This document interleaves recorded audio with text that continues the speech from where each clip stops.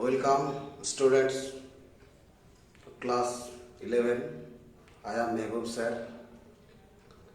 আমি তোমাদের ক্লাস 11-এর যে ফিজিক্স বিষয়টা আছে তার বিষয়ে আজকে প্রাথমিক ধারণা দেব। ক্লাস 11-এর ফিজিক্সের মোট 9টি ইউনিট রয়েছে। 9টি ইউনিটের মধ্যে আজকে আমরা দ্বিতীয় ইউনিট নিয়ে পড়াশোনা করব। এক একটা ইউনিটে অনেকগুলো চ্যাপ্টার রয়েছে।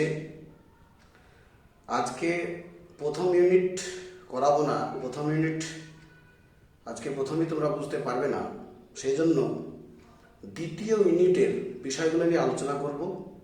দ্বিতীয় ইউনিটের যে বিষয়টা রয়েছে সেটা হচ্ছে কাইনেমেটিক্স। দ্বিতীয় ইউনিটটার নাম হচ্ছে কাইনেমেটিক্স বা স্মৃতিবিজ্ঞান। Kinematics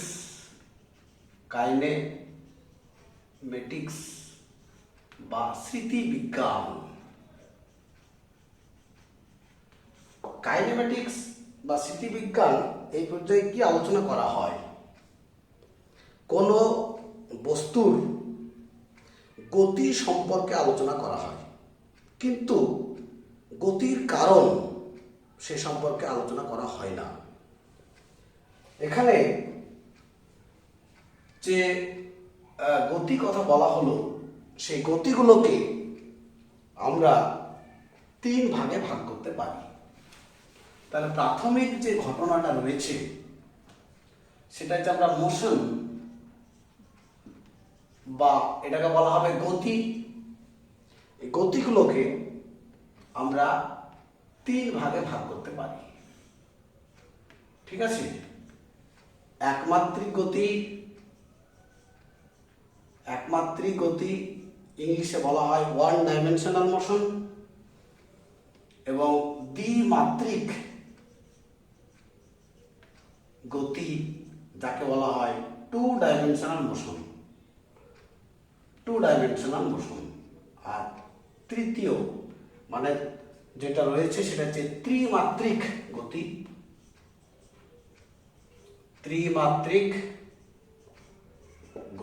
three dimensional motion. তাহলে মোশন ওয়ান ডাইমেনশনাল বা একমাত্রিক, টু ডাইমেনশনাল বা দ্বিমাত্রিক, ত্রিমাত্রিক বা থ্রি ডাইমেনশনাল মোশন। আমাদের এই চ্যাপ্টারের যে বিষয় সেটা হচ্ছে একমাত্রিক গতি বা one dimensional motion. Interesting topic, এটা আমরা আজকে আলোচনা করব। একমাত্রিক গতি নিয়ে কথা বলবো। আমরা প্রথমত এটা এলিমেন্টারি একটা আইডিয়া দিয়ে দিই যে একমাত্রিক গতি বলতে আমরা কি বুঝি। ধরো কোন একটি পিঁপড়ে একটা পয়েন্ট থেকে এইভাবে হেঁটে চলেছে, এইরকম পজিশনে রয়েছে, পি পজিশনে, এই জায়গাটা রয়েছে ও বিন্দু থেকে, ঠিক আছে? তাহলে পিঁপড়ের এই যে গতি যেটা, সেটাকে আমরা যে কোনো একটা কোঅর্ডিনেট দিয়ে বর্ণনা করতে পারবো, সেজন্য এটাকে বলবো আমরা একমাত্রিক গতি। কিন্তু কোন এই পিঁপড়েটাই যদি একটা ঘরের মেঝের কোনো মিডিল পজিশনে থাকে, তার পজিশনটা বর্ণনা করার জন্য সেক্ষেত্রে দুটো কোঅর্ডিনেট সিস্টেমের দরকার হবে। একটা সমতলের ক্ষেত্রে এক্স ওয়াই দুটো কোঅর্ডিনেট দরকার, সেই জন্য সেটাকে তখন আমরা বলবো দ্বিমাত্রিক গতি, ঠিক আছে? এছাড়াও রয়েছে ত্রিমাত্রিক গতি। যদি কোনো বিমানের গতি হতে পারে, বা পিঁপড়েটাই যদি পাখাযুক্ত পিঁপড়ে হয়, সেটা যদি উড়ে যায় ঘরের মধ্যে কোনো একটা পজিশনে অবস্থান করে, সেক্ষেত্রে তার গতিটাকে আমরা ত্রিমাত্রিক গতি বলবো। আজকে আমরা যে বিষয়টা নিয়ে আলোচনা করব সেটা হচ্ছে একমাত্রিক গতি, ঠিক আছে? একমাত্রিক গতির আলোচনা করার আগে আমরা এর মধ্যে পড়ছি এগুলো রেস্ট অ্যান্ড মোশন।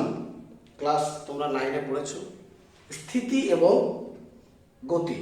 সম্পর্কে। স্থিতি কাকে বলি? অর্থাৎ কোনো বস্তু স্থির অবস্থায় থাকা, সেটা কাকে বলবো স্থিতি? যে সময়ের পরিবর্তনের সঙ্গে সঙ্গে যদি কোনো বস্তুর অবস্থানের পরিবর্তন না ঘটে, তবে সেটাকে আমরা বলবো স্থির থাকা বা স্থিতি। আর যদি কোনো বস্তুর সময়ের সঙ্গে সঙ্গে অবস্থানের পরিবর্তন ঘটে, তাহলে সেটাকে বলবো গতি। স্থিতি এবং গতি, যেটাকে ইংরেজিতে বলা হবে রেস্ট অ্যান্ড মোশন। এরপরেও একটা কথা রয়েছে, সেটা হচ্ছে চরম স্থিতি। চরম স্থিতি বা অ্যাবসলিউট রেস্ট। অ্যাবসলিউট রেস্ট, এই বিষয়টা নিয়ে আলোচনা করি। চরম স্থিতি বলতে কি বুঝি? যেমন ধরো, আমরা স্থিতি বা স্থির অবস্থায় থাকা বস্তু বলতে আমরা ভূপৃষ্ঠে অবস্থিত গাছপালা, ঘর বাড়ি এগুলোকে বলি। কিন্তু এগুলো কি অ্যাবসলিউট রেস্টে আছে, চরম স্থিতি? না। কেননা কারণ পৃথিবীটাই যদি নিজে গতিশীল হয়, তাহলে পৃথিবীর উপরে অবস্থিত সকল বস্তুই তো গতিশীল। তাহলে আমরা বলতে পারি যে চরম স্থিতি বলে কিছু হয় না। নেক্সট টপিকটা রয়েছে, সেটা হচ্ছে চরম গতি। চরম গতি বা অ্যাবসলিউট মোশন। Absolute motion. পৃথিবীতে যদি আমরা, পৃথিবী বললে একটু ক্ষুদ্র বলা হচ্ছে, মহাবিশ্বে যদি আমরা একেবারে কোনো স্থির বস্তু পেতাম, কিন্তু পাবো না। বাস্তব কথাটা যে মহাবিশ্বে কোনো বস্তুই স্থির নয়। তাহলে যদি আমরা কোনো একটা স্থির বস্তু পেতাম, তাহলে সেই স্থির বস্তুর সাপেক্ষে কোনো বস্তুর গতিকে বলতাম চরম গতি। যেহেতু মহাবিশ্বে কোনো স্থির বস্তু নেই, সুতরাং আমরা চরম গতি এই কনসেপ্টটিও পাবো না। সেই জন্য চরম স্থিতি এবং চরম গতি এটা সম্পূর্ণ একটি রিলেটিভিস্টিক কনসেপ্ট অর আপেক্ষিক ধারণা মাত্র। এরপরে যে টপিকটা রয়েছে সেটা হলো রেফারেন্স ফ্রেম, নির্দেশ তন্ত্র। পরের টপিক, তোমরা দেখো এখানে কি পয়েন্টস লিখে রেখেছি। রেফারেন্স ফ্রেম, নির্দেশ তন্ত্র, ইংরেজিতে বলা হয় রেফারেন্স ফ্রেম। রেফারেন্স ফ্রেম, নির্দেশ তন্ত্র বা নির্দেশ কাঠামো, এটাও বলতে পারো তোমরা, নির্দেশ কাঠামো। এটা কি? যে কোনো একটি বস্তুর স্থিতি এবং গতি বর্ণনা করার জন্য অন্য একটি বস্তুর সাপেক্ষে বা সাপেক্ষ বা অন্য একটা বস্তুকে কল্পনা করি। তাহলে যে বস্তুর সাপেক্ষে কোনো বস্তুর স্থিতি গতি বর্ণনা করা হয়, সেই বস্তুটাকে বলা হয় নির্দেশতন্ত্র বা রেফারেন্স ফ্রেম। উদাহরণ দিয়ে বলি, তাহলে তোমাদের একটু সুবিধা হবে। তোমরা যেহেতু প্রথম ফিজিক্স পড়ছো ইলেভেনে, কি ব্যাপারটা কি? ধরো আমি টেলিফোনে ফোন করলাম মোবাইলে একজনকে, তাকে আমি জিজ্ঞাসা করলাম তুমি কোথায়? সে বলল আমি আমার ঘরের খাটের এক কোণায় বসে আছি, বা একটা ঘরে কোনো একটা জায়গায় বসে আছি। তাহলে তোমার ভেতরে কি কল্পনাটা হবে? যে একটা ঘরের মধ্যে কোনো একটা জায়গায় বসে আছে। তাহলে তার অবস্থানটা আমি বর্ণনা করবো কিভাবে? ঘরের রেসপেক্টে বর্ণনা করব। তাহলে সেক্ষেত্রে ঘরটাই হবে রেফারেন্স ফ্রেম বা নির্দেশতন্ত্র। ঠিক আছে? এই নির্দেশতন্ত্রগুলোকে আমরা দুই ভাগে, প্রাথমিক ভাগে ভাগ করতে পারি, তাদের গতির উপর নির্ভর করে। একটাকে বলা হয় জড়ত্বীয় নির্দেশতন্ত্র, ইনার্শিয়াল ফ্রেম অফ রেফারেন্স, এটাকে বলা হয় inertial frame of reference, frame of reference, আর একটাকে বলা হবে অজড়তীয় নির্দেশতন্ত্র, যেটাকে বলা হয় নন ইনার্সিয়াল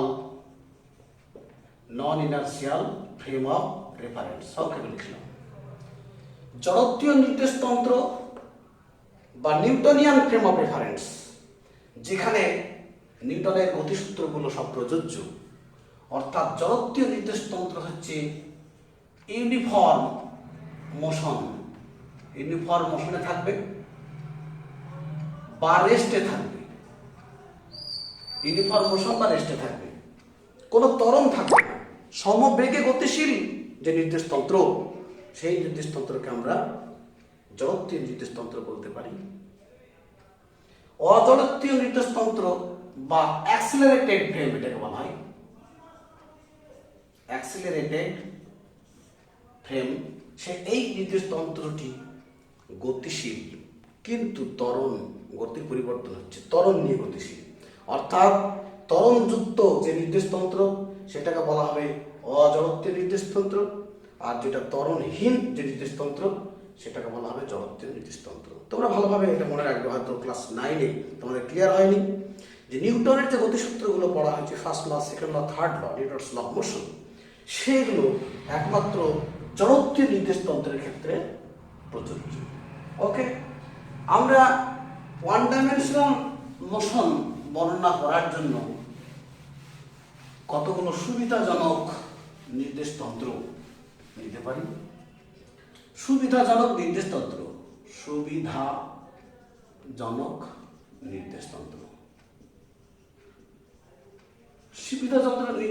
কি? এই নির্দেশতন্ত্রগুলোতে গতি বর্ণনা করাটা খুব সুবিধা হয় বোঝার ক্ষেত্রে। এক নম্বর হচ্ছে পৃথিবীর গতি।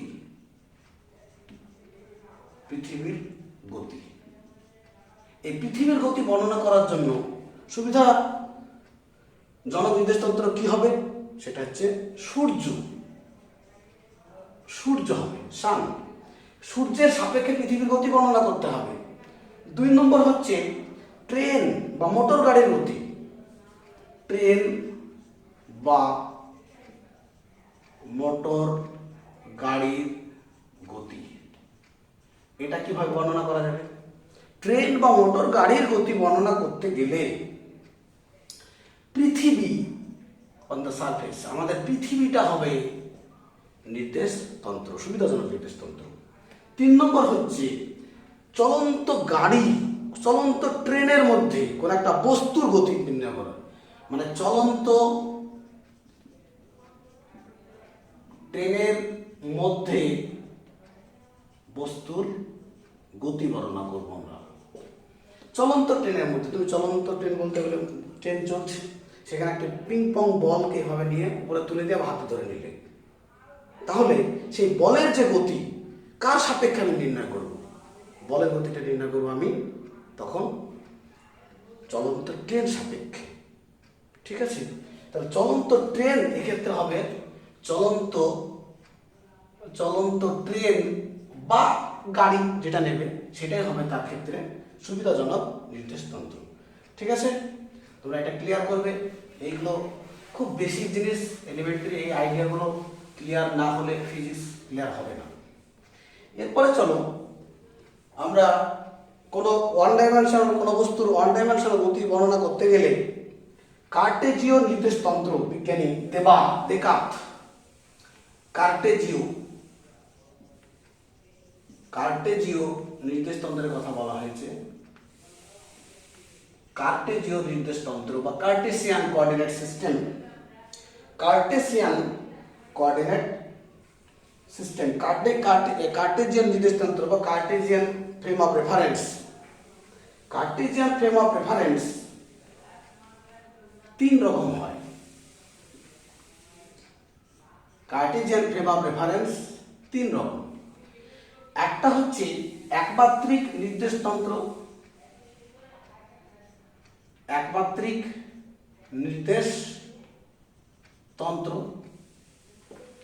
One dimensional frame of reference. এটা হচ্ছে ওয়ান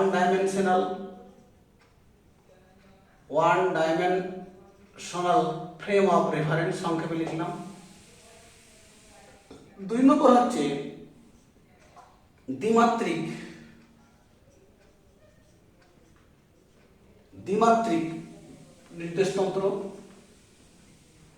নির্দেশতন্ত্র বা two dimensional frame of reference. তারপর আছে ত্রিমাত্রিক নির্দেশতন্ত্র বা three dimensional frame of reference. একমাত্রিক নির্দেশতন্ত্র যেটা আমরা বলেছিলাম ফার্স্ট উদাহরণ দিয়ে, যে একটি পিঁপড়ের গতি বর্ণনা করার জন্য আমার দরকার একমাত্রিক নির্দেশতন্ত্র, 1 ডাইমেনশনাল ফ্রেম অফ রেফারেন্স। আমরা একটা পিঁপড়ের গতিকে আমি x অক্ষ বরাবর আমি ধরছি, ও হচ্ছে মূলবিন্দু, এই অবস্থানে রয়েছে, তাহলে আমার x একটা কোঅর্ডিনেট দরকার, এটাকে বলা হবে একমাত্রিক নির্দেশতন্ত্র। দ্বিমাত্রিক নির্দেশতন্ত্র, সেক্ষেত্রে আমরা কি করব? দ্বিমাত্রিক নির্দেশতন্ত্রের ক্ষেত্রে একটি সমতলে, সাপোজ আমি XY সমতল, আমি এটা একটু সুবিধার জন্য মুছে নিচ্ছি, একটা সমতল আমি কল্পনা করে নিচ্ছি, একটা সমতল, একটা প্লেন, এই প্লেনটা হচ্ছে XY। এই প্লেনে কোনো বস্তুর গতি বর্ণনা করতে হবে দ্বিমাত্রিক নির্দেশতন্ত্রের সাহায্যে। মনে করি যে এইরকম একটি জায়গায় বস্তুটি রয়েছে, কোন একটা বস্তু P বিন্দুতে, এবং ও বিন্দু মূলবিন্দু এর সাপেক্ষে এর অবস্থান হচ্ছে R দূরে রয়েছে। তাহলে এর অবস্থান বর্ণনা করার জন্য আমার দুটো কোঅর্ডিনেট দরকার। একটা হচ্ছে প্রথমে x অক্ষ বরাবর যাওয়া হবে x, তারপরে যাব y অক্ষ বরাবর, ঠিক আছে? এইটা হচ্ছে 2 ডাইমেনশনাল। তাহলে আমরা এভাবে লিখতে পারি কি, এটা অতিভুজ যদি ধরি r² = x² + y² লিখতে পারি, তাই না? তাহলে r কত হবে? √x² + y², ঠিক আছে? এক্ষেত্রে আমি এইভাবে OP অর্থাৎ r এর মানটি মানে দূরত্বটা নির্ণয় করতে পারব। এটাকে বলা হচ্ছে 2 ডাইমেনশনাল নির্দেশতন্ত্র বা দ্বিমাত্রিক নির্দেশতন্ত্র। এরপরে রয়েছে, এগুলো তো বলে দিলাম, ত্রিমাত্রিক, কার্টেসিয়ানের মধ্যেই তো পড়ছে।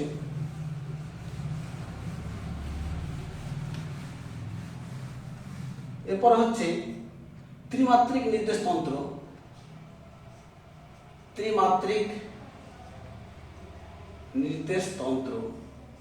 3 ডাইমেনশনাল ফ্রেম অফ রেফারেন্স। আমরা এর আগে বলেছিলাম যে উড়ন্ত কোনো বস্তু, পাখি হতে পারে, পিঁপড়ে হতে পারে, বা বিমানের কোনো গতি যদি আমি বর্ণনা করতে চাই, তাহলে আমার প্রয়োজন হচ্ছে ত্রিমাত্রিক নির্দেশতন্ত্র। এখানে আমার 3টে কোঅর্ডিনেট সিস্টেম প্রয়োজন,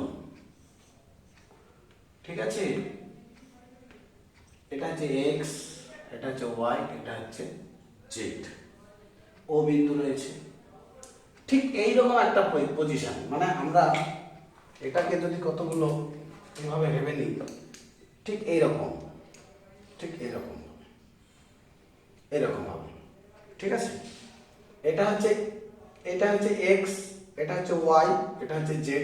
তাহলে কোন একটা বস্তু এরকম, ঠিক এইরকম পজিশনে রয়েছে, এইরকম পজিশনে।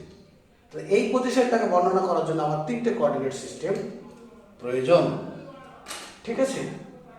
সেই জন্য আমরা পয়েন্টটাকে আমরা ঠিক এরকম একটা জায়গায় নিয়ে নিলাম, এটা সাপোজ P, ঠিক আছে? এখান থেকে একটি প্রজেকশন নেব এরকম, ঠিক আছে? এখানে এটা হবে y, এটা হবে x, এটা হবে z। তাহলে P বিন্দুর যে কোঅর্ডিনেটটা হবে y z, x y z, ওকে? এই জায়গাটা r, তাহলে এক্ষেত্রে আমরা r পাবো √x² + y² + z²। এই বিষয়গুলো আরো ক্লিয়ার হবে আমরা যখন ভেক্টর পড়ব। ত্রিমাত্রিক দেশে কোন একটি ভেক্টরের মানে পজিশন ভেক্টর বের করার সময় এটা আমরা ক্লিয়ার করতে পারবো আরো বেশি, এই জায়গাটা সম্ভব নয়। এরপরে রয়েছে পোলার কোঅর্ডিনেট সিস্টেম।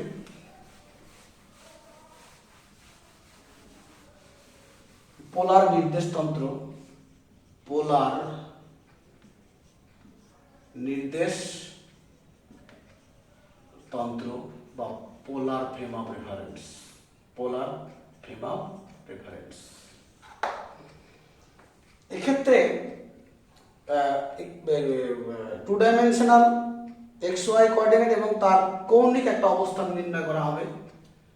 এক্ষেত্রে এটা হচ্ছে ওয়াই, এটা হচ্ছে এক্স, এটা হচ্ছে পি, এটা হচ্ছে আর, এটা হচ্ছে থিটা, এই জায়গাটা হচ্ছে থিটা, এটা হচ্ছে তোমার আর। এখানে কৌণিক অবস্থানটাও ফ্যাক্টর হয়ে দাঁড়াবে পোলার নির্দেশতন্ত্রে। এটা হচ্ছে এক্স, এখান থেকে ও থেকে সাপোজ এটা হচ্ছে এ যদি হয় তাহলে ও এ, এটা হচ্ছে ওয়াই, ঠিক আছে। এবার এক্স এবং আর এর মধ্যে আমরা সম্পর্কটা নেব। এটা হচ্ছে ভূমি, এটা হচ্ছে অতিভুজ। Sine theta is equal to লম্ব বাই অতিভুজ, cos theta is equal to ভূমি অতিভুজ। তাহলে cos theta is equal to x by r. তাহলে এক্স ইজ ইকুয়াল টু কত হবে? R cos theta. তারপরে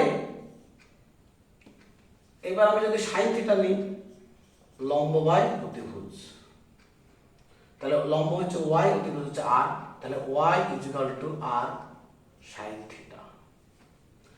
এটাকে আমরা এটা বলতে পারি যে পোলার কোঅর্ডিনেটটা হচ্ছে কার্টেসিয়ান কোঅর্ডিনেটের সাথে সম্পর্ক, পোলার এবং এর সাথে কৌণিক অবস্থানের সাথে।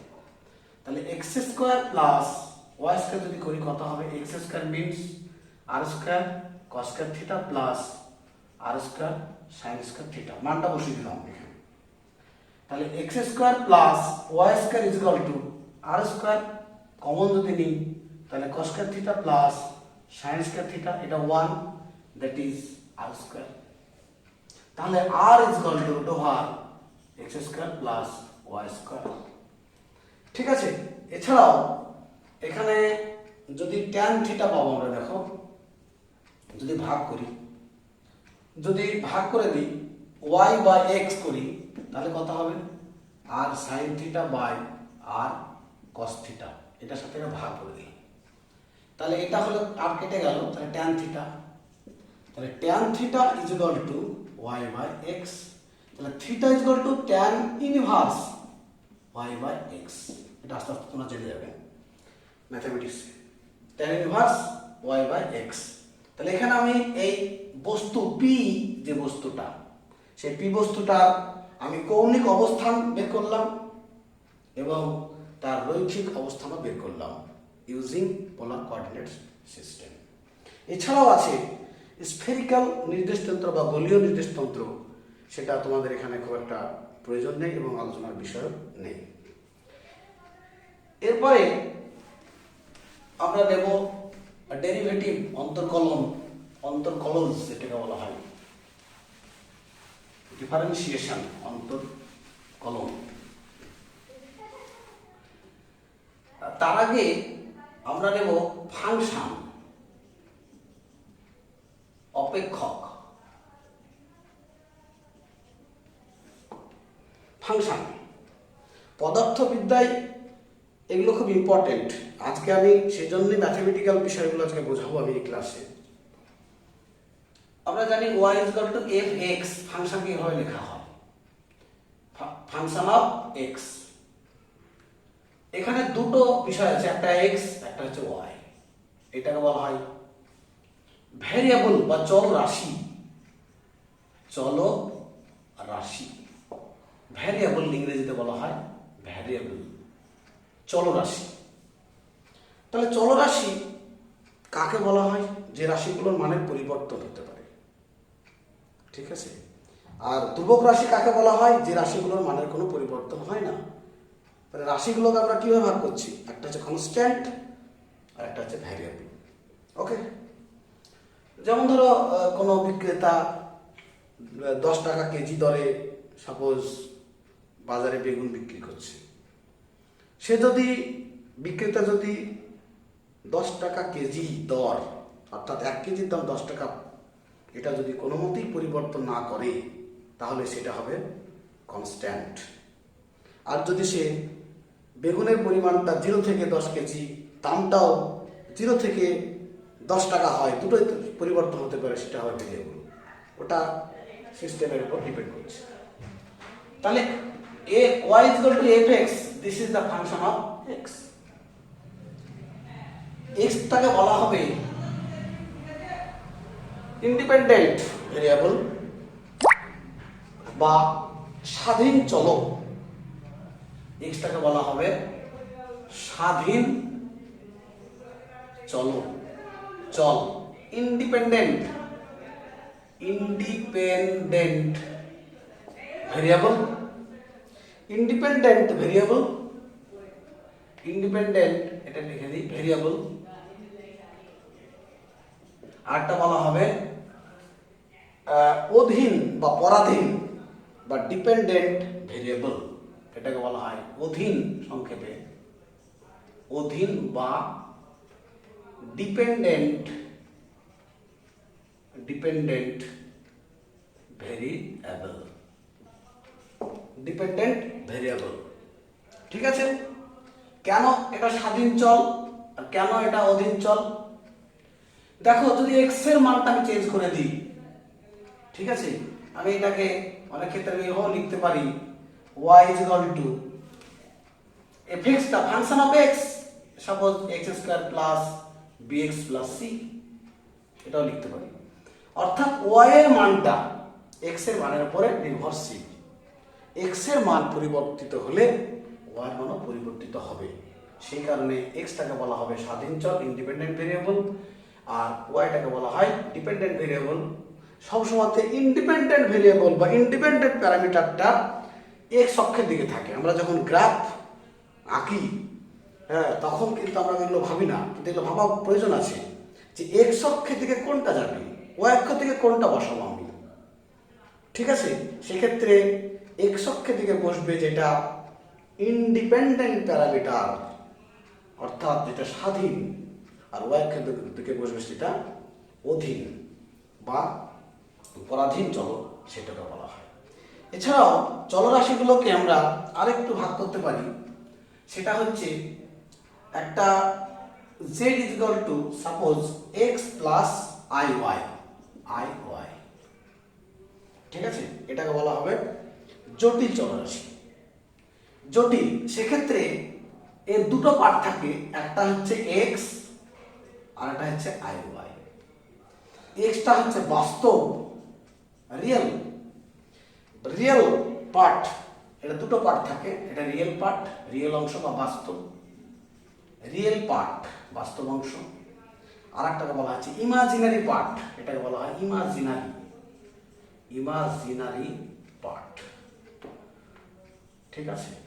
যেটা i is equal to √1। এগুলো আমাদের পরে হবে আলোচনা, তোমরা একটু জেনে রাখো। জটিল যদি চলরাশি হয় সেক্ষেত্রে দুটো পার্ট থাকবে, তখন সেগুলোকে আমরা এইভাবে লিখব।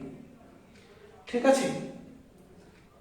এই হচ্ছে ফাংশন এবং ভেরিয়েবল চলরাশির ব্যাপারটা আমি তোমাদের বললাম।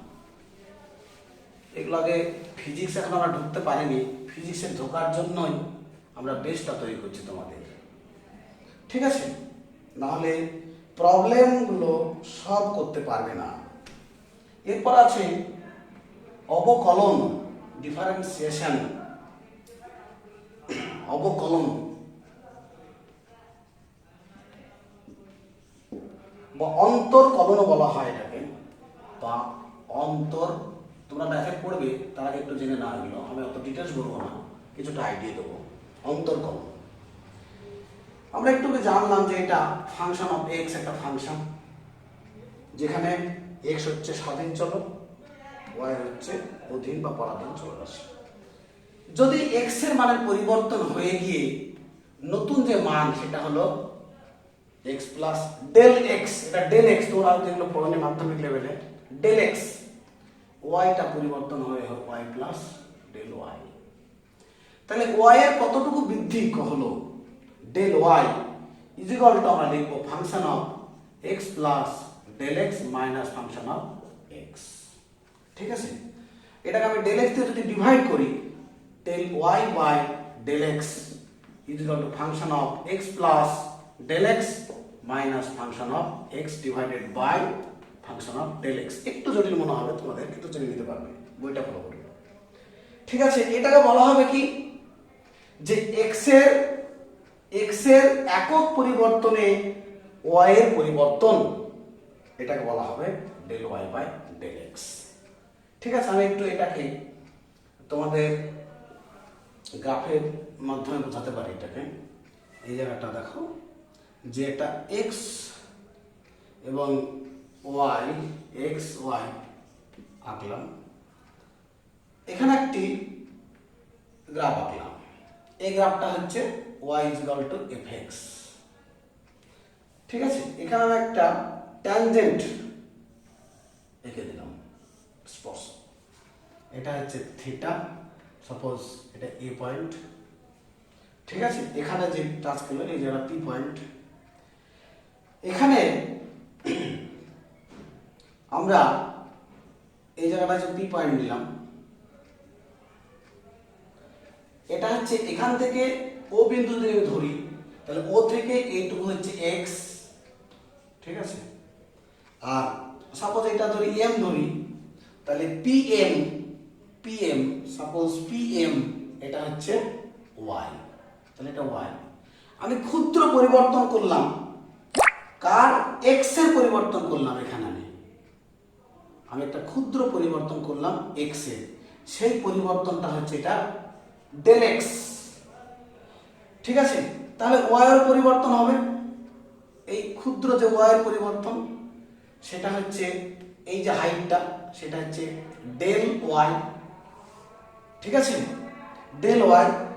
এখানে এই যে অ্যাঙ্গেলটা করেছে সেটা হচ্ছে থিটা ড্যাশ সাপোজ, তাহলে tan theta dash is equal to এখানে del y by del x. এটাকে বলা হয় স্লোপ বা নতি, স্লোপ বা নতি। Tan theta dash is equal to del y by del x. অর্থাৎ এক্স এর পরিবর্তনের সাথে সাথে ওয়াই এর যে পরিবর্তন, সেটাকে আমরা এইভাবে প্রকাশ করতে পারি। এটা একটু মুছে দিই।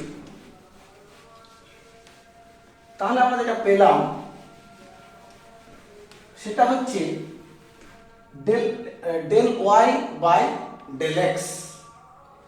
এবার ওই যে পরিবর্তনটা আমি গ্রাফে এঁকেছিলাম, সেই পরিবর্তন যদি অত্যন্ত ক্ষুদ্র হয়, তাহলে আমরা এটাকে লিখতে পারি limit del x tends to 0 del y by del x. এটাকে বলা হবে dy dx, ddx of y, suppose another function x dash।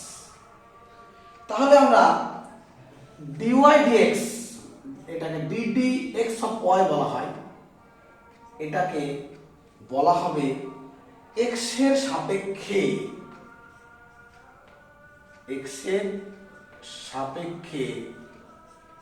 y এর অন্তরকলজ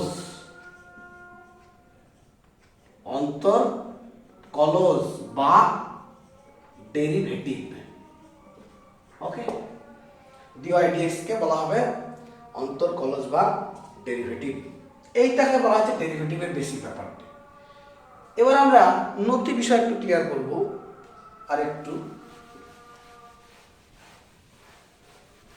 নতি আমরা যেটাকে বাংলায় বলি নতি, স্লোপ বা প্রবণতা বলা হয়।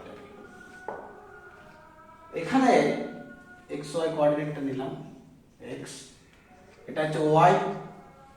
ঠিক আছে, আমি যদি একটা স্ট্রেট লাইন নিই, সরলরেখা নিলাম,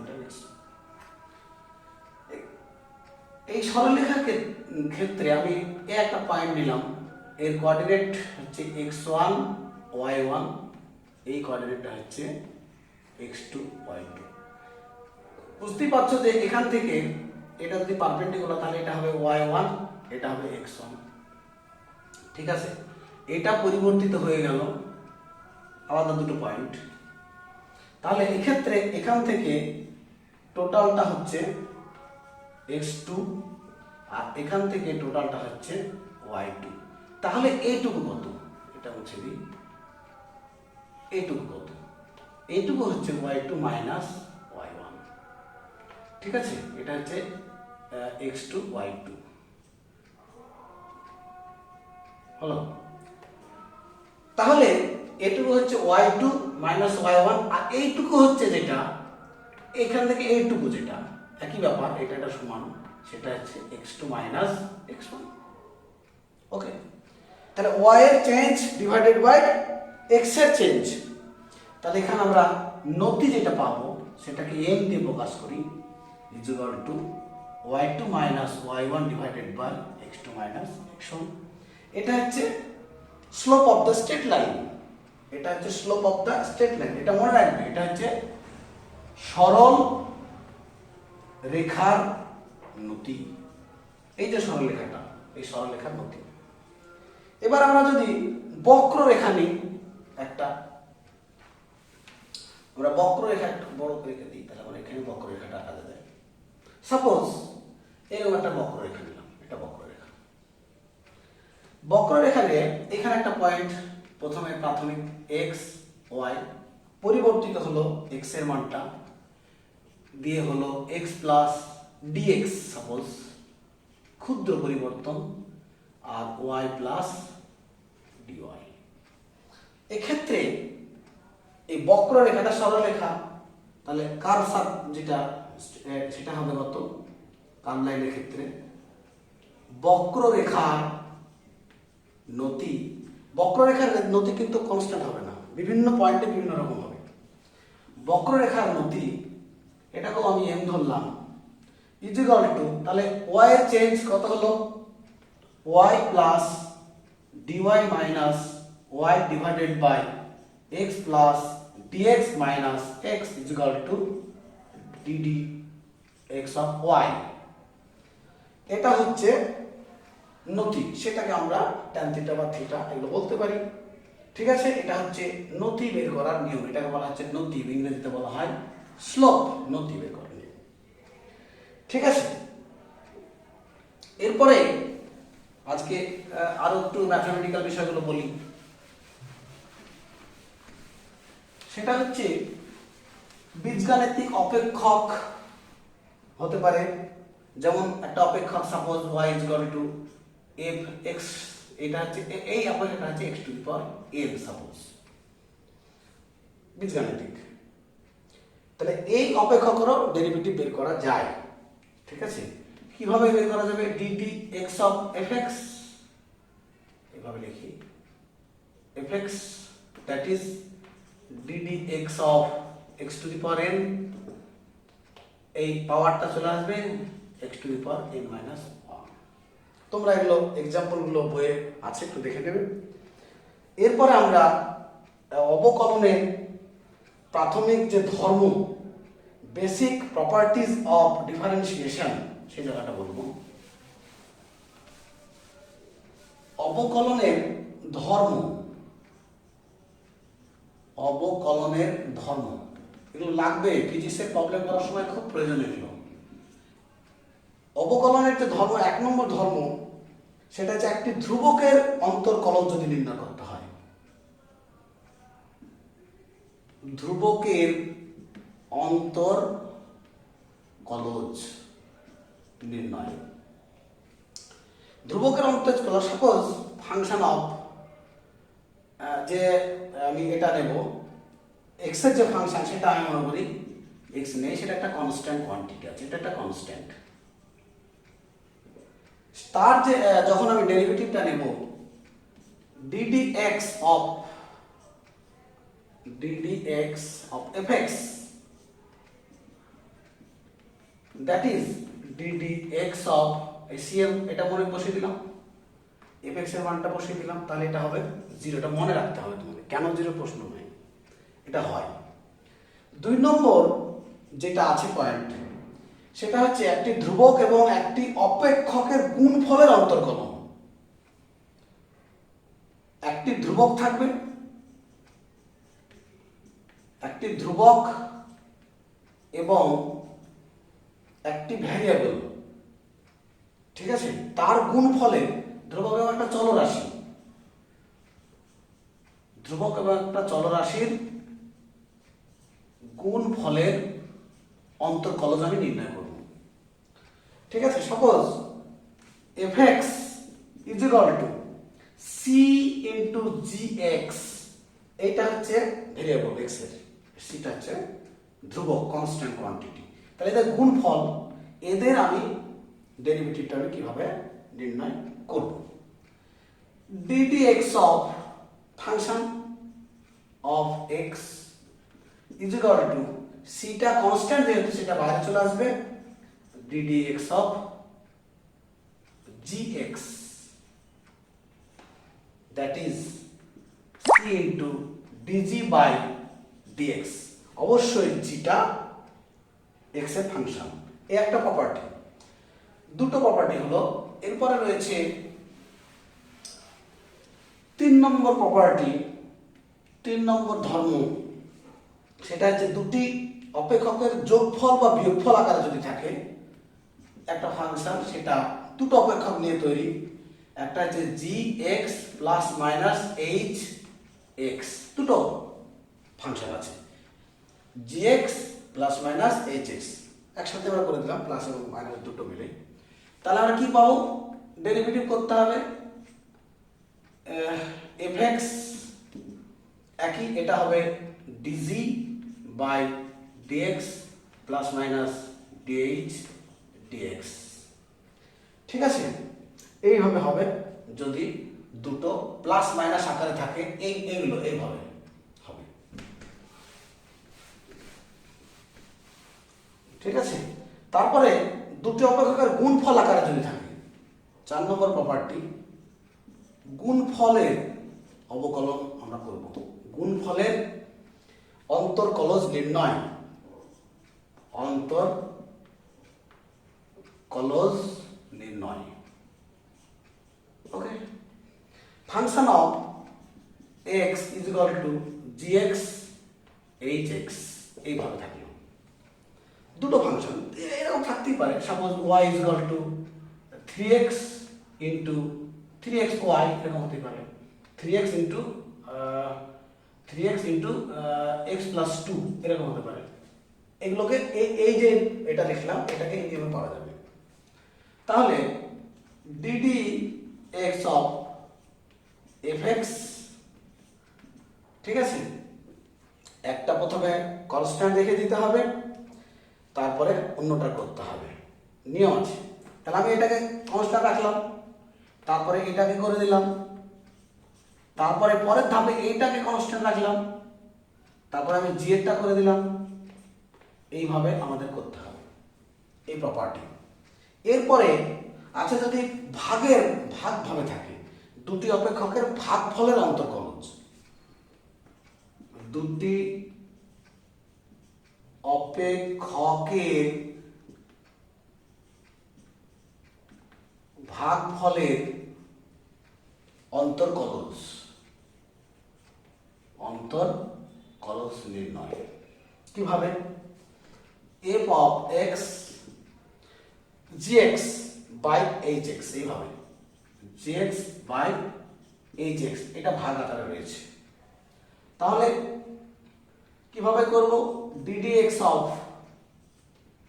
fx is equal to v into u এর ডেরিভেটিভ, একটা নিয়ম আছে। তাহলে প্রথমে আমরা ভিটাকে রেখে দেব, ভি মিনস এটা নিচেরটাকে বলা হচ্ছে, ইনটু এটাকে ডেরিভেটিভ করব,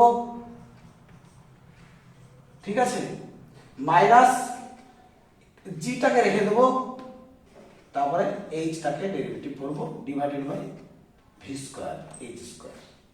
এটা হচ্ছে নিয়ম, ভাগ আকার যদি থাকে।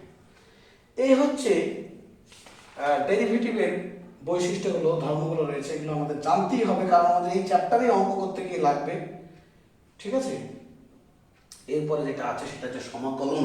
এটা আমাদের টুডেজ লাস্ট টপিক।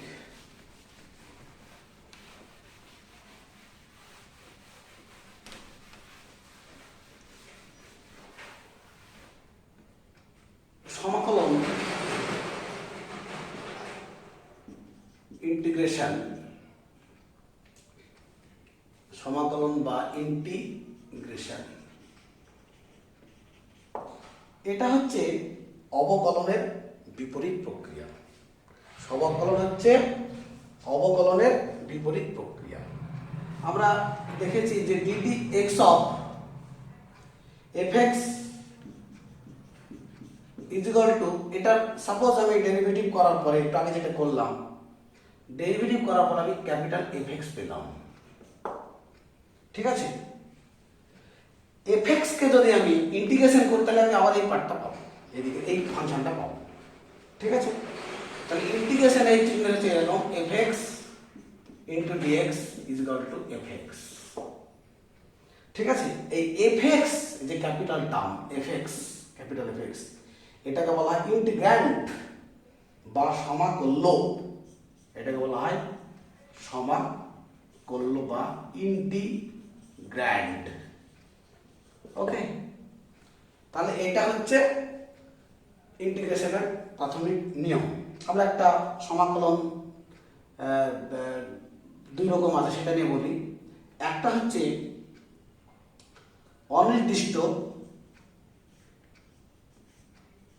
অনির্দিষ্ট সমাকলন,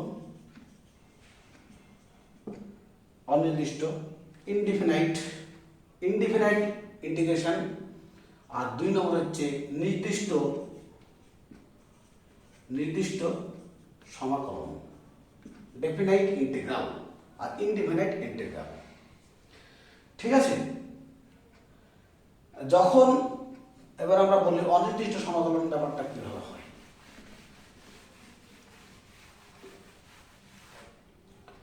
যেমন একটা এক্সাম্পল নিয়ে নিই, x টু দি পাওয়ার 5, এটা যদি করা হয় তাহলে হবে 5 x টু দি পাওয়ার 4, ঠিক আছে। আবার একই হবে যদি x to the power 5 plus c নিই, তাহলে এটারও কিন্তু রেজাল্ট সেম, কারণ এটা সিটা হচ্ছে কনস্ট্যান্ট কোয়ান্টিটি। তাহলে এবার এই পার্টটার যদি আমি ইন্টিগ্রেশন নিই, integration of 5x to the power 4 into dx, ঠিক আছে। তাহলে এটা নিলে আমরা এটা পাবো x টু দি পাওয়ার 5, এটাকে যদি আমরা ইন্টিগ্রেশন নিয়ে নিই তাহলে কিন্তু আমরা x টু দি পাওয়ার 5 পাবো। আবার ইন্টিগ্রেশন প্লাস একটা কনস্ট্যান্ট পাবো, এটাকে নিলে একটা ধ্রুবক পাবো, ঠিক আছে। তাহলে এইটাকে বলা হয় সমাকলন ধ্রুবক। যদি এখানে এই লিমিটের মান না বলা থাকে তাহলে এটাকে বলা হবে অনির্দিষ্ট তোমার সমাকলন বা ইনডিফিনাইট সমাকলন বলা হয়। আর নির্দিষ্ট সমাকলনের ক্ষেত্রে কি হবে, নির্দিষ্ট সমাকলন বা ডেফিনেট ইন্টিগ্রাল, সেক্ষেত্রে কি হবে, একটা মান দেওয়া থাকবে integration, suppose a b f x into f x d x, এটা ইন্টিগ্রেশন করলে সাপোজ আমার এফএক্স হলো ইন্টিগ্রেশনটা, এটা এ বি, এটাকে বলা হয় লোয়ার লিমিট, এটাকে বলা হয় upper limit, lower limit upper limit বলা হয়। এবার প্রথমে upper limit minus lower limit, f b minus f a, এটাকে বলা হয় এ এবং বি এর সীমা দুটির মধ্যে f b minus f a একে এ এবং বি এর সীমা দুটির মধ্যে ক্যাপিটাল এফ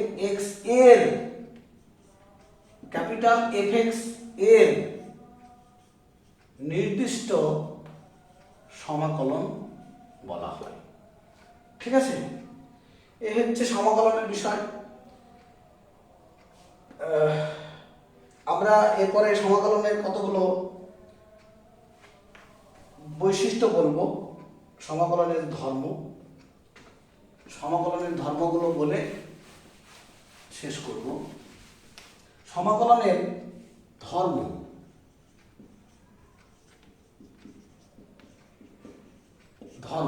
এক নম্বর হচ্ছে যদি একটি ধ্রুবক এবং একটা অপেক্ষকের গুণফল আকারে থাকে, fx is equal to a into gx। Suppose এখানে এটা হচ্ছে কনস্ট্যান্ট কোয়ান্টিটি, এটা হচ্ছে কনস্ট্যান্ট, এটা ধ্রুবক রাশি। ঠিক আছে, এবার এর যদি ইন্টিগ্রেশন করা যায় fx into dx, তাহলে এটা বাইরে আসবে, ইন্টিগ্রেশন gx into dx হবে। এভাবে হচ্ছে ফার্স্ট। 2 নম্বর যে নিয়ম রয়েছে সেটা হচ্ছে দুটি অপেক্ষকের যোগ বা বিয়োগফলের সমাকলন।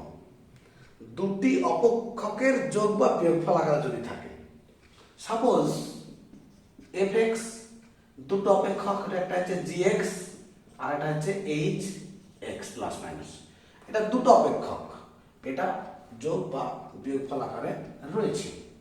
তাহলে এদের যদি আমি ইন্টিগ্রেশনটা করি, তাহলে fx into dx gx dx plus minus hx dx এরকম ভাবে করতে হবে।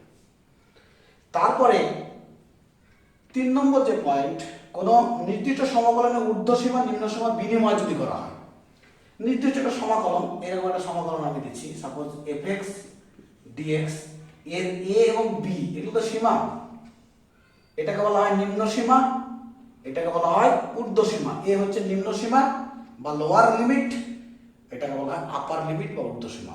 এটা যদি আমি বিনিময় করে দিই, অর্থাৎ চেঞ্জ করে দিই, তাহলে হবে বি এ fx dx। এটা একটু মনে রাখা দরকার আছে।